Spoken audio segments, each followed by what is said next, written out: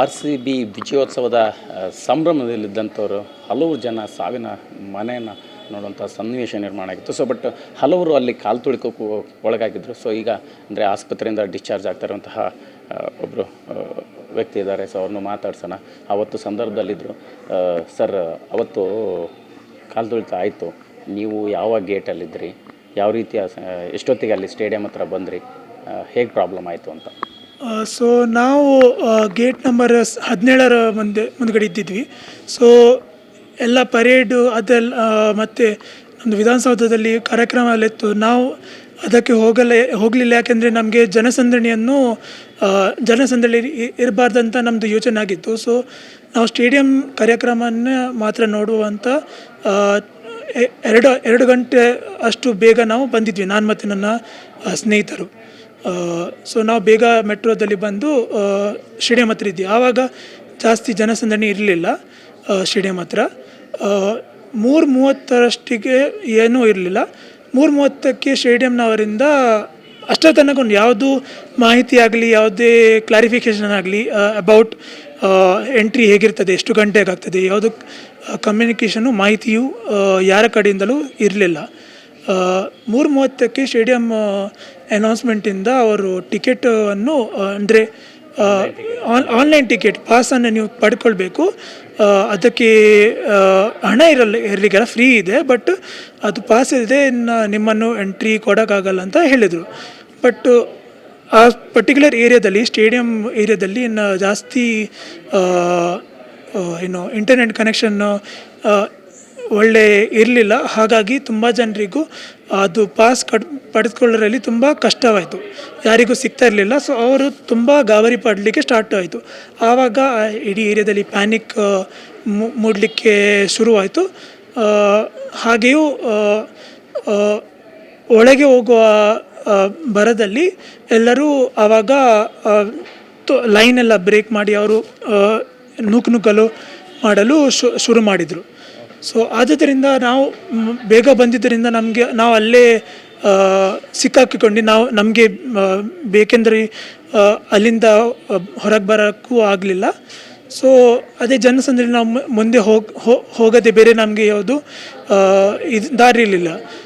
ನಾವು almost gate ಒಳಗೆ ಹೋಗುವಾಗಲೇ ಸೈಡಲ್ಲಿದ್ದದೊಂದು barricade ಬಿದ್ದು ಆವಾಗ ಮೊದಲ ಹಂತದ ಕಾಲು ತುಳಿತವು ಪ್ರಾರಂಭವಾಯಿತು. ನಾನು ಕೂಡ ನನ್ನ ಒಬ್ಬ ಸ್ನೇಹಿತ ಬಿದ್ದಿದ್ದರನ್ನು ಎತ್ತಲಿಕ್ಕೆ ಹೋಗುವಾಗ ನಾನು ಕೂಡ ಆಯತಪ್ಪಿ ಬಿದ್ದೆ. ಆವಾಗ ನನ್ನ ಕಾಲ ಮೇಲೆ ಕೂಡ 3 ಜನರು ಬಿದ್ದಿದ್ದರಿಂದ ನನಗೆ ಅಲ್ಲಿಂದ ಅಲ್ಲಿಂದ ಬಿಡಿಸ್ಕೊಳ್ಳಲು ಸಾಧ್ಯವಾಗಲಿಲ್ಲ.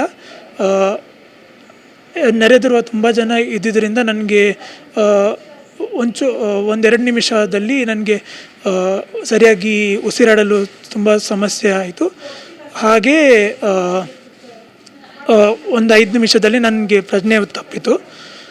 ಇನ್ನು ಒಂದು ಅಂದಾಜು 20 ನಿಮಿಷ ಅಷ್ಟು ವೇಳೆಗೆ ನಾನು ಪ್ರಜ್ಞೆಯಲ್ಲಿ ಇರಲಿಲ್ಲ.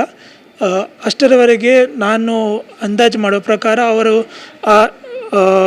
ಏನು ಕಾಲು ತುಳಿದದ್ದು ರೀಸನ್ ಇತ್ತು ಅದನ್ನು ಒಂಚೂರು ಕ್ಲಿಯರ್ ಮಾಡಿ ಜನರನ್ನು ಅಲ್ಲಿಂದ ಬಿಡಿಸುವ ಪ್ರಯತ್ನ ಮಾಡ್ತಿದ್ರು. ಯಾವುದು ಬೇರೆ ಜನ ನಮ್ಮದು ಅಲ್ಲಿ RCB ಫ್ಯಾನ್ಸ್ ಇದ್ದರು, ಅವರೆಲ್ಲ ತುಂಬ ಅಲ್ಲಿ ಇದು ಮಾಡ್ತಿದ್ರು, ಆದಷ್ಟು ಜನರನ್ನು ತೆಗಿಲಿಕ್ಕೆ ಪ್ರಯತ್ನ ಮಾಡ್ತಿದ್ರು. ತುಂಬ ಜನ ಅವರು ಪ್ರಜ್ಞೆ ತಪ್ಪಿಯಲ್ಲಿ ಬಿದ್ದಿದ್ರು. ನನ್ನ ಮುಖ ಮೇಲೆ ನೀರು ಹೆಚ್ಚಿದಾಗ ನನಗೆ ವಾಪಸ್ ಪ್ರಜ್ಞೆ ಮೂಡಿತು. ಆವಾಗ ನನ್ನನ್ನು ಅವರು ನಾನು ಪ್ರಜ್ಞೆಯಲ್ಲಿದ್ದದ್ದು ನೋಡಿ ನನ್ನನ್ನು ಅಲ್ಲಿಂದ ಎಳೆಯ ಪ್ರಯತ್ನ ಮಾಡಿದರು. 5 ನಿಮಿಷ ತನಕ ಅವರು ನನ್ನ ಕಾಲ ಮೇಲಿದ್ದ ಇನ್ನು ಜನರನ್ನು ಎತ್ತುವುದಲ್ಲಿ ನನ್ನನ್ನು ಬಿಡಿಸುವ ಪ್ರಯತ್ನ ಮಾಡಿ ಅವರು ನನ್ನನ್ನು ಆ ಝೋನಿಂದ ದೂರ ಎಳೆದುಕೊಂಡು ತಂದರು. ಮತ್ತು ಅಲ್ಲಿ 3 ಜನ ನಮ್ಮ ಟ್ರಾಫಿಕ್ ಪೊಲೀಸ್ನವರಿದ್ದರು. ಅವರು ನನ್ನನ್ನು ಮತ್ತು ಇನ್ನೊಬ್ಬ ಹುಡುಗನನ್ನು ಹೋಗ್ತಿರುವ ರಿಕ್ಷಾ ನಿಲ್ಲಿಸಿ ನಮ್ಮನ್ನು ರಿಕ್ಷಾದಲ್ಲಿ ಕೂರಿಸ್ಕೊಂಡು ರಿಕ್ಷಾದವರನ್ನು ನಾನು ಈ ಆಸ್ಪತ್ರೆಗೆ ಬರಲಿಕ್ಕೆ ಅಂತ ಹೇಳಿದೆ. ಯಾಕೆಂದರೆ ನನಗೆ ಹತ್ತಿರದಲ್ಲಿ ಒಂದು ಆಸ್ಪತ್ರೆ ಇದಂತ ನನಗೆ ನೆನಪಿತ್ತು. ಸೊ ನಾನು ಇಲ್ಲಿ ಬಂದೆ ಮತ್ತು ಇಲ್ಲಿಯ ಡಾಕ್ಟರ್ನವರೆಲ್ಲ ತುಂಬ ಚೆನ್ನಾಗಿ ನಮ್ಮನ್ನು ಟ್ರೀಟ್ ಮಾಡಿದರು. ಅವರು ಆದಷ್ಟು ನಮ್ಮ ಸಹಾಯಕ್ಕೆ ಬಂದು ಇಷ್ಟು ಒಳ್ಳೆ ನಮ್ಮನ್ನು ಟ್ರೀಟ್ಮೆಂಟ್ ಎಲ್ಲ ಕೊಟ್ಟಿದ್ದಾರೆ. ಸರ್, ನೀವು ಅವತ್ತು ಬಂದಂತಹ ಟೈಮಲ್ಲಿ ಅಲ್ಲಿ ಗೇಟ್ ಹತ್ರ ಒಳಗಡೆ ಹೋಗುವಂಥ ಸಂದರ್ಭ ಇತ್ತು. ಬಟ್ ಒಳಗಡೆ ಹೋಗೋಕ್ಕೆ ಅಂದರೆ ಈಗ 12 ಗೇಟ್ ನಂಬರ್ 12ರಿಂದ 17 ತನಕ ಕ್ರೌಡ್ ಜಾಸ್ತಿ ಆಗಿತ್ತು. ಸ್ಟಾರ್ಟಿಂಗ್ ಎಲ್ಲರೂ ಕೂಡ ಫ್ರೀ ಅಂದ ತಕ್ಷಣ 12 ಹತ್ರ ನಿಂತಿದ್ರು. ಅಂದರೆ ಅಲ್ಲಿ ಪಾಸ್ ಇರೋರಿಗೆ ಅವಕಾಶ, ಇಲ್ಲದೇ ಇರೋರಿಗೆ ಅವಕಾಶ ಇಲ್ಲ ಅಂದ ತಕ್ಷಣ ಇಮಿಡಿಯೇಟಾಗಿ ಕ್ರೌಡು ಫುಲ್ ಆಗ್ತಾ ಇತ್ತು. ಆ ರೀತಿಯ ಸನ್ನಿವೇಶ ನಿರ್ಮಾಣ ಆಗಿದ್ದಕ್ಕೆ ಹಂಗಾಯ್ತಾ? ಮತ್ತು ಒಳಗಡೆ ಹೋಗೋರು ಹೊರಗಡೆ ಬರೋರು ಅಟ್ ಎ ಟೈಮ್ ಆ ಕ್ರೌಡ್ ಕ್ರಿಯೇಟ್ ಆಗಿದ್ದಕ್ಕಾಯ್ತು. ಅಂದರೆ ಏನಾಗಿತ್ತಂತೆ, ಫಸ್ಟ್ ಅವರು 3:30ಕ್ಕೆ ಅವರು ಅನೌನ್ಸ್ಮೆಂಟ್ ಮಾಡಿದ್ರಕ್ಕೆ ಯಾರು ಪಾಸ್ ಇಲ್ಲದೆ ನಮಗೆ ಒಳಗೆ ಬಿಡಲ್ಲ ಅಂತ. ಆವಾಗ ತುಂಬ ಜನರಿಗೆ ಪಾಸ್ ಸಿಗಲಿಲ್ಲ ಬಿಕಾಸ್ ಆಫ್ ಇಂಟರ್ನೆಟ್ ಇಶ್ಯೂ. ಮತ್ತು ತುಂಬ ಜನ ಅವರು ಅಂದರೆ ಅಲ್ಲಿ ಯಾರು ಹೊರಗೆ ಯಾರು ಮ್ಯಾನೇಜ್ಮೆಂಟ್ ಅವರು ಇಲ್ಲಾದರೆ ಸೆಕ್ಯೂರಿಟಿ ಪರ್ಸನಲ್ ಯಾರೂ ಇರಲಿಲ್ಲ ಫ್ರಮ್ ದ ಸ್ಟೇಡಿಯಂ. ಸೊ ಯಾರು ಜನಸಂದಣಿಯನ್ನು ಕಂಟ್ರೋಲ್ ಮಾಡೋಕ್ಕೆ ಗೇಟ್ ಹೊರಗಡೆ ಯಾರೂ ಇರಲಿಲ್ಲ. ಲೈನನ್ನು ಸರಿಯಾಗಿ ನಿಲ್ಲಿಕ್ಕಾದ್ರಿ ಇಲ್ಲದೆ ಕಂಟ್ರೋಲ್ಡಾಗಿ ಹೊರಗೆ ಬರೋಕ್ಕೆ ಯಾರೂ ಇರಲಿಲ್ಲ. ಸೊ ಮತ್ತು 4 ಗಂಟೆಗೆ ಅವ್ರು ಗೇಟ್ ಓಪನ್ ಮಾಡ್ತೀವಂತ ಅನೌನ್ಸ್ ಮಾಡಿದರು. ಆವಾಗ ಅನೌನ್ಸ್ ಮಾಡುವಾಗ ಅವ್ರು ಹೇಳಿದರು, ನೀವು ಟಿಕೆಟ್ ಇಲ್ಲದಿದ್ದರೂ ನಾವು ನಿಮ್ಮನ್ನು ಒಳಗೆ ಬಿಡ್ತೀವಿ, ದಯಮಾಡಿ ನೀವು ನೂಕುನುಗ್ಗಲನ್ನು ಮಾಡಬೇಡಿ ಅಂತ. ಆ ಅನೌನ್ಸ್ಮೆಂಟಿಂದ ನೂಕುನುಗ್ಗಲು ಜಾಸ್ತಿ ಯಾಕೆ ಅಂದರೆ ಓಕೆ ನಾವು ಬರೋಕ್ಕೆ ಬಿಡ್ತಾರೆ ಪ್ಲೀಸ್ ಅಂದರೆ ಎಲ್ಲರೂ ಒಳಗೆ ಹೋಗೋ ಪ್ರಯತ್ನದಲ್ಲಿ ಬಂದರು. ಅದರಿಂದ ಆ ಸಿಚುವೇಶನ್ ತುಂಬ ಇನ್ನೂ ಔಟ್ ಆಫ್ ಕಂಟ್ರೋಲ್ ಹೋಗ್ತಾ ಹೋಯಿತು. ಎಸ್, ನೀವು ಬಿದ್ದಂಥ ಸಂದರ್ಭದಲ್ಲಿ ಅಂದರೆ ಅಲ್ಲೇ ಕೆಲವು ಡೆತ್ ಕೂಡ ಆಯಿತು. ಆ ಗೇಟ್ ನಂಬರ್ 17ನಲ್ಲೇ ಒಂದು ಮಗು ಕೂಡ ಅಂದರೆ ಸೀರಿಯಸ್ ಆಗಿತ್ತು ಅನ್ನೋದು. ನಿಮ್ಮ ಸುತ್ತಮುತ್ತ ನಡೆದಂತಹ ಘಟನೆ, ಆ ಸನ್ನಿವೇಶ ಹೆಂಗಿತ್ತು? ನಿಮ್ಮ ಜೊತೆ ಎಷ್ಟು ಜನರು ಅಂದಾಜು ಕಾಲು ತುಳಿತಕ್ಕೆ ಒಳಗಾಗಿದ್ರು ಅಂತ ನಿಮಗೆ ಅನ್ನಿಸ್ತಾ ಇದೆ? ಸ್ಟಾರ್ಟಿಂಗ್ ಎಲ್ಲ ನೀವು ನಿಮಗೆ ಆರಂಭ ಆಯಿತಾ ಅಥವಾ ನಿಮಗಿಂತ ಮುಂಚೆ ಅಲ್ಲ ಘಟನೆ ನಡೀತಾ ಅಂತ? ನನಗಿಂತ ಮುಂಚೆ ಘಟನೆ ಅಂದರೆ ಫಸ್ಟು ಬ್ಯಾರಿಕೇಡ್ ಬಿದ್ದಿದ್ದರಿಂದ ಆವಾಗ ನಾನು ಬಿದ್ದಿರಲಿಲ್ಲ. ನಾನು ಅಲ್ಲೇ ಹತ್ತಿರ ಇದ್ದೆ, ನನ್ನ ಮುಂದ್ಗಡೆನೇ ಬ್ಯಾರಿಕೇಡ್ ಬಿದ್ದಿತ್ತು. ಬಟ್ ನನ್ನ ಒಬ್ಬ ಸ್ನೇಹಿತ ಅದರಲ್ಲಿ ಸಿಕ್ಕಾಕಿಕೊಂಡಿದ್ದ. ಸೊ ಅವನನ್ನು ಮೇಲೆತ್ತುವ ಪ್ರಯತ್ನದಲ್ಲಿ ನಾನು ಇರುವಾಗ ನನ್ನ ಸೈಡಿಂದ ಬೇರೆಯವರು ನನಗೆ ಪುಷ್ ಮಾಡಿದ್ದರಿಂದ ನಾನು ಅದರಲ್ಲಿ ಒಳಗಾಗಿದ್ದೆ. ಸೊ ಅದರಿಂದ ನಾನು ಅದರಲ್ಲಿ ಸಿಕ್ಕಾಕಿಕೊಂಡಿದ್ದು. ನಿಮ್ಮ ಸ್ನೇಹಿತರ ಸ್ಥಿತಿ ಹೇಗಿತ್ತು ಅವಾಗ? ಅವ್ರು ಆರಾಮಾಗಿದ್ದಾರಾ ಅಥವಾ ಅವ್ರಿಗೆ ಏಟಾಯ್ತಾ ನಿಮಗೆ? ಮತ್ತು ನಿಮಗೂ ಉಸಿರಾಡೋಕ್ಕೆ ತೊಂದರೆ ಆಗೋಂಥ ಸ್ಥಿತಿ ಆಯಿತು. ಅದು ಜೊತೆಗೆ ನಿಮ್ಮ ಜೊತೆಗಿದ್ದವ್ರಿಗೂ ಕೂಡ ಅದೇ ರೀತಿ ಒಬ್ಬರ ಮೇಲೆ ಒಬ್ಬರು ಬೀಳುವಂಥ ಸನ್ನಿವೇಶ ಆಯಿತು. ಅದು ಹೆಂಗಿತ್ತು ಅಂತ? ಸೊ ಅಂದರೆ ಅವರು ದೇವರ ದಯೆಯಿಂದ ಅವರಿಗೇನು ಜಾಸ್ತಿ ಇದಾಗಲಿಲ್ಲ. ಅವ್ರದ್ದು ಹೆಲ್ತ್ ಎಲ್ಲ ಚೆನ್ನಾಗಿದೆ. ನಾನು ಎಲ್ಲಕ್ಕಿಂತ ಅಂದರೆ on the road I was on the first layer. So ನನ್ನ ಮೇಲೆ ಜನ ಬಿದ್ದುದರಿಂದ ನನಗೆ ಜಾಸ್ತಿ ಅಲ್ಲಿಂದ ಅಲಗಾಡಲಿಕ್ಕೆ ನನಗೆ ಅವಕಾಶ ಇರಲಿಲ್ಲ. ಸೊ ಹಾಗಾಗಿ ನಂದು ಸಿಚುವೇಶನ್ ಒಂಚೂರು ಕೆಟ್ಟದಾಗಿ ಹೋಯ್ತಂತ. ಅಲ್ಲಿ ಕೆಲವರು ಅಂದರೆ ಆ ಸಿಚುವೇಶನಿಂದ ಹೊರಗಡೆ ಬಂದರೆ ಸಾಕು ಅನ್ನೋಂಥ ಪ್ರಯತ್ನದಲ್ಲಿದ್ದು, ಬಟ್ ಬರೋಕ್ಕೆಲ್ಲೂ ಕೂಡ ಅವಕಾಶ ಇರಲಿಲ್ಲ ಅನ್ನೋಂಥದ್ದು. ಯಾಕೆಂದರೆ ನನ್ನ ಸೈಡಲ್ಲಿ ಯಾರು ನಿಂತವರಿದ್ದರು. ಸೊ ಅವರು ಬೀಳದಾಗೆ ಅವರು ನನ್ನ ದೇಹವನ್ನು so they were trying to support themselves on my, so that ಅವರು ಬೀಳದಾಗೆ ಅವರು ಸಪೋರ್ಟ್ ಮಾಡಿಸಿದ್ರು. ಸೊ ಹಾಗಾಗಿ ಅದು ನನಗೆ ಇನ್ನೂ ಅಲ್ಲಿಂದ ತಪ್ಪಿಸ್ಕೊಳ್ಳಲು ನನಗೆ ಸಾಧ್ಯವಾಗಲಿಲ್ಲ. ಮತ್ತು ತುಂಬ ಸುತ್ತಮುತ್ತ ಜನ ಇದರಿಂದ ನನಗೆ ಶ್ವಾಸವಾಡಲು ಕೂಡ ತುಂಬ ಕಷ್ಟವಾಯಿತು. ಶಾಕ್ ಆಯಿತು ನಿಮಗೆ ಆ ಸಿಚುವೇಶನ್ ಎಂಥದ್ದು? 40 ಫೇಸ್ ಮಾಡಿದ್ರಾ? ಇದು ಫಸ್ಟ್ ಸಿಚುವೇಶನ್ನು ಫ್ಯಾನಾಗಿ ಬಂದಿದ್ರಿ, ಬಟ್ ಅಲ್ಲಿ ಸಿಚುವೇಶನ್ ನೋಡಿದ ತಕ್ಷಣ ಯಾಕಾದರೂ ಬಂದೆ ಅಂತ ಅನ್ನಿಸ್ತಾ? ಹೇಗೆ ಅನ್ನಿಸ್ತು ಅಂತ? ಖಂಡಿತ. ಯಾಕೆಂದರೆ ನಾನು ಇಷ್ಟವರೆಗೆ ಚಿನ್ನಸ್ವಾಮಿ ಸ್ಟೇಡಿಯಮಲ್ಲಿ ಹೋಗಲಿಲ್ಲ. ಇದು ನನ್ನ ಫಸ್ಟ್ ಟೈಮ್. ಅಂದರೆ RCB ಫ್ಯಾನ್ ಎಲ್ಲ ನಾವು ತುಂಬ ಟೈಮಿಂದ ಇದ್ದೀವಿ, ಬಟ್ ಇಷ್ಟವರೆಗೆ ನಾನು ಸ್ಟೇಡಿಯಂ ಬರಲಿಲ್ಲ. ಇದು ನನ್ನ ಫಸ್ಟ್ ಎಕ್ಸ್ಪೀರಿಯನ್ಸ್. ನಾವು ಖಾಲಿ ಈ ನಗರದ ಒಂದು ಅಂದರೆ ಇದು ನಮ್ಮ ನಗರಕ್ಕೆ ಒಂದು ಒಳ್ಳೆಯದು ಸಂದರ್ಭ. ಎಲ್ಲರೂ ತುಂಬ ಸಂಭ್ರಮದಲ್ಲಿದ್ದು ಆ ಸಂಭ್ರಮವನ್ನು ನೋಡುವ ಆಸೆಯಿಂದ ನಾನು ಬಂದಿದ್ದು. ಒಂದು ಜನರು ಯಾವುದೇ ಅಂದರೆ ನೀವು ಕೂಡ ನೋಡ್ಬೋದು, ಎಷ್ಟು ಒಂದು ಜನರಿಗೆ ಯಾವುದೇ ಧರ್ಮ ಜಾತಿ ಇರಲಿ ಏನೂ ಭೇದವಾದ ಇಲ್ಲದೆ ಎಲ್ಲರೂ ಒಂದೇ ಥರದ ಖುಷಿಯಲ್ಲಿದ್ದರು. ಆ ಒಂದು ಸಂದರ್ಭವನ್ನು ವೀಕ್ಷಿಸೋಣ, ಅದಕ್ಕೆ ಸಾಕ್ಷಿಯಾಗೋಣ ಅಂತ ನಾನು ಬಂದಿದ್ದು. ಆದರೆ ಕಾಲು ತುಳಿತದಲ್ಲಿ ನಾನು ಸಿಕ್ಕಾಕಿಕೊಂಡಿದ್ದಾಗ ಖಂಡಿತ ಅದೊಂದು ನನಗೊಂದು ವಿಚಾರ ಬಂದು, ಯಾಕಪ್ಪ ಬಂದೆ ನಾನು, ಎಲ್ಲಿ ಸಿಕ್ಕಾಕಿಕೊಂಡೇನ ಅಂತ. ನನ್ನ ಬಟ್ ದೇವ್ರ ದಯಿಂದ ನಾನು ಆ, ಆ, ಸರಿಯಾಗಿದ್ದೀನಿ. ಎಲ್ಲ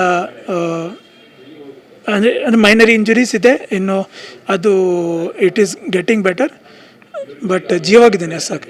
ಎಲ್ಲಿಂದ ಬಂದಿದ್ರಿ, ಯಾವ ಯಾವ ಪ್ಲೇಸಿಂದ ಬಂದಿದ್ರಿ, ಏನು ಕೆಲಸ ಮಾಡ್ತೀರಿ? ನಾನು ಆರ್ ಆರ್ ನಗರ ಏರಿಯಾದಿಂದ ಬಂದಿದ್ದು. ನಾನು IT ಕಂಪನಿಯಲ್ಲಿ ಕೆಲಸ ಮಾಡ್ತಿದ್ದೀನಿ. ಓಕೆ, ಯಾರ ಫ್ಯಾನ್ ಆಗಿದ್ರಿ? ಕ್ರಿಕೆಟ್ ಅಂದರೆ ನಿಮ್ಗೆ ಎಷ್ಟು ಕ್ರೇಜ್ ಇತ್ತು? ಇಲ್ಲಿ ಬಂದು ಈ ಥರದ ಘಟನೆ ಆದಾಗ ಹೇಗೆ ಅನಿಸ್ತು? ಅದೇ ನಾವು ಬೆಂಗಳೂರು ಟೀಮ್ ಅನ್ನೋ ಯಾವುದೇ ಪ್ಲೇಯರ್ ಅಂತ ಏನು ಪರ್ಟಿಕ್ಯುಲರ್ ಆಗಿಲ್ಲ. ನನಗೆ ಈ ಏನು ನಗರ, ಈ ರಾಜ್ಯ ಎಂದರೆ ಪ್ರೇಮ ಅಷ್ಟೇ. ನಿಮ್ಮ ಮೂಲತಃ ಯಾವ, ಮತ್ತು ನಿಮಗೆ ಈ ವಿಷಯ ಗೊತ್ತಾದ ತಕ್ಷಣ ತಂದೆ ತಾಯಿಗೆ ಮಾತಾಡಿದ ತಕ್ಷಣ ಏನು ಹೇಳಿದರು? ಹೇಗೆ ನಿಮಗೆ ಆನಂತರದ? ಏನಿಲ್ಲ, ಏನು ಆಗಿದಾಗ ಖಂಡಿತವಾಗಿ ಅವ್ರು ಗಾಬರಿಪಟ್ಟರು, ಬಟ್ ನಾನು ಸರಿಯಾಗಿದ್ದೀನಿ. ಅಷ್ಟೇನು ಜಾಸ್ತಿ ಜೀವ ಏನು ಏನೋ ಲೈಫ್ ಥ್ರೆಟ್ನಿಂಗ್ ಏನೂ ಆಗಿಲ್ಲ. ಐ ಕ್ಯಾನ್ ಈಸಿಲಿ ರಿಕವರ್ ಅಂತ ಅವರಿಗೆ ಗೊತ್ತಾದ ಮೇಲೆ ಅವರು ಖಂಡಿತವಾಗಿ ಅವರಿಗೆ ಒಂಚೂರು ಖುಷಿಯ ಸಮಾಧಾನವಾಯಿತು. ಯಾಕೆಂದರೆ ಎಷ್ಟು ಜನ 11 ಜನರು ಅವರು ಪ್ರಾಣ ಕಳ್ಕೊಂಡಿರು. ಸೊ ಅಟ್ಲೀಸ್ಟ್ ನಾನು ಜೀವಾಗಿದ್ದೀನಿ, ಸರಿಯಾಗಿದ್ದೀನಿ ಅಂತ. ನಿಮ್ಮ ಸುತ್ತಮುತ್ತ ಇರೋರಿಗೆ ಯಾರಿಗಾರು ತುಂಬ ಸೀರಿಯಸ್ ಆಗಿದ್ದಂಥ ಸನ್ನಿವೇಶ ಕಾಣಿಸ್ತಾ ನಿಮಗಲ್ಲಿ? ನಿಮಗೆ ಸುತ್ತಮುತ್ತ ತುಂಬ ಸೀರಿಯಸ್ ಆಗಿ ಬ್ರೀತ್ ಮಾಡೋಕ್ಕೆ ಸಮಸ್ಯೆ ಆಗ್ತಾ ಇರೋಂಥದ್ದು? ಬಟ್ ನನಗೆ ಆ ಸಮಯದಲ್ಲಿ ಕೇವಲ ನನ್ನ ಅಂದರೆ ನಾನು ಸರಿಯಾಗಿರಬೇಕು, ನನ್ನ ಎದೆ ಮೇಲೆ ಇಲ್ಲಾದರೆ ಮೇಲೆ ಟಾರ್ಸೋ ಪೋರ್ಷನಲ್ಲಿ ಯಾರು ಬೀಳೋದಾಗೆ ನಾನು ತುಂಬ ಪ್ರಯತ್ನ ಪಡ್ತಿದ್ದೆ. ಯಾಕೆಂದರೆ ಇಲ್ಲಿ ಮೇಲೆ ಬಿದ್ದರೆ ಮತ್ತೆ ಅದನ್ನು ಅವಾಯ್ಡ್ ಮಾಡುವಂಥ ಚಾನ್ಸೇ ಇಲ್ಲ. ಸೊ ಅದು ಅಷ್ಟೇ ನನ್ನ ಪ್ರಯತ್ನವಾಗಿತ್ತು. ಬಟ್ ಪ್ರಜ್ಞೆ ತಪ್ಪಿದ ಮೇಲೆ ದೇವರ ದಯಿಂದ ಯಾರು ಬೀಳಲಿಲ್ಲ. ಗೊತ್ತಿಲ್ಲ ಸರ್, ಒಂದು 20-30 ಜನ ಇರಬೇಕು ಅಷ್ಟೇ. ಎಸ್, 20-30 ಜನ ಇರಬೇಕು ಆ ಏರಿಯಾದಲ್ಲಿ.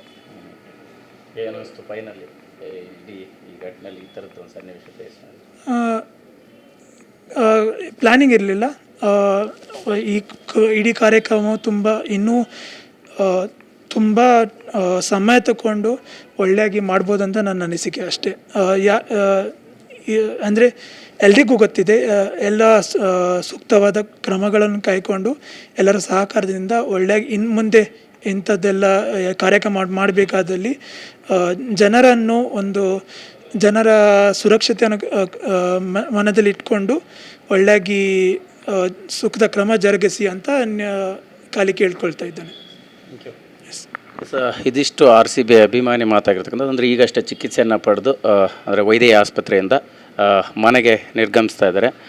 ಖಂಡಿತ ಈ ರೀತಿಯ ಒಂದು ಸಾರ್ವಜನಿಕ ಕಾರ್ಯಕ್ರಮ ಆಗುವಂಥ ಸಂದರ್ಭದಲ್ಲಿ ಸಾಕಷ್ಟು ವ್ಯವಸ್ಥಿತವಾಗಿ ಆರ್ಗನೈಸ್ ಮಾಡಿದರೆ ಈ ರೀತಿಯ ಘಟನೆಗಳು ನಡೀತಾ ಇರಲಿಲ್ಲ ಅನ್ನೋಂಥದ್ದು. ಜೊತೆಗೆ ಇಡೀ ಆ ಒಂದು ಸನ್ನಿವೇಶ ಗೇಟ್ ನಂಬರ್ 17ರಲ್ಲಿ ಅವ್ರು ಯಾವ ರೀತಿ ಸನ್ನಿವೇಶವನ್ನು ಫೇಸ್ ಮಾಡಿದ್ರು ಅನ್ನೋಂಥದ್ದನ್ನು TV9 ಜೊತೆ ಮಾತನಾಡಿರ್ತಕ್ಕಂಥದ್ದು.